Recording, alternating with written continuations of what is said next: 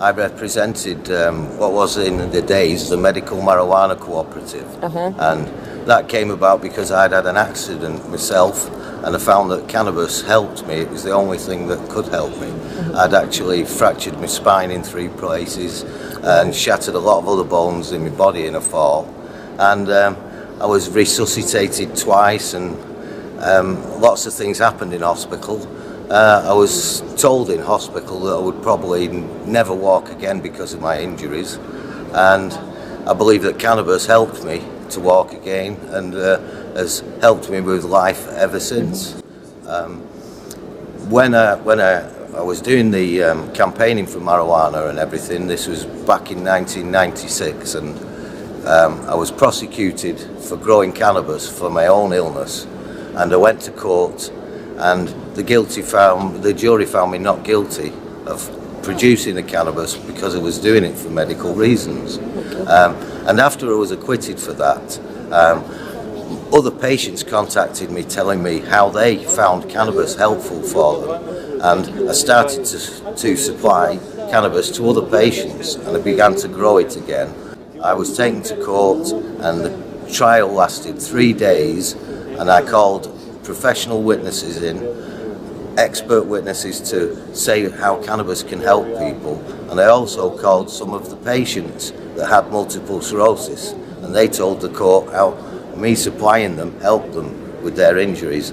And after 3 days of trial, the jury again found me not guilty, and that created a precedent in England.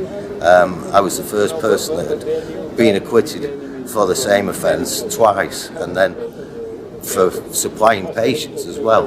And at that time I went away and I started to grow some more cannabis and get it to the patients, but I had patients coming from everywhere wanting help, and I could never say no to anybody. I went over to Holland in 2000 and met a guy called Nol van Schaik in Holland and Bernard Bruning, who run what was then the medical weed system in Holland, a Mediweed system. So I came over to England and did exactly the same thing. I opened a coffee shop and openly sold cannabis. Is that legal in England? No, it wasn't legal. It wasn't legal at the time. We got bust the first day we opened, and then the next day we went back and opened again, and we stayed open for 12 months and helped a lot of people in that time. 6 months earlier, I'd had an experience where I met with Her Majesty the Queen and presented her with a bouquet of cannabis that I was growing for the patients.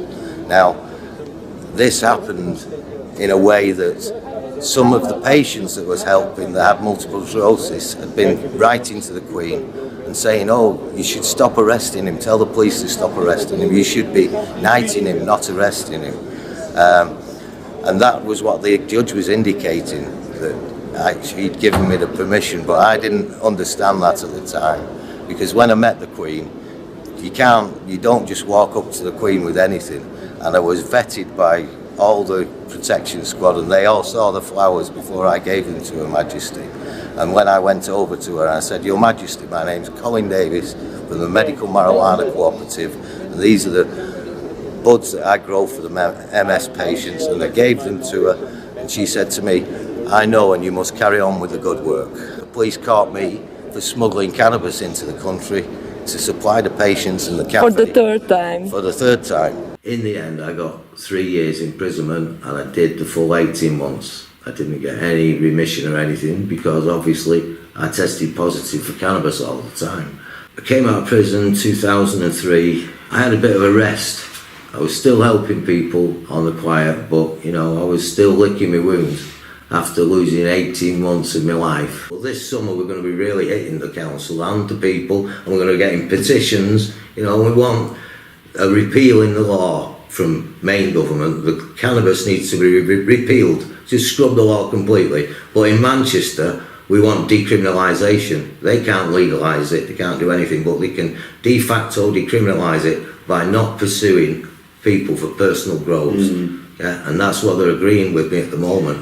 The Industrial Revolution started in Salford, Manchester. Yeah. Now the hemp revolution will start in Manchester. Right. If it's got anything to do with me.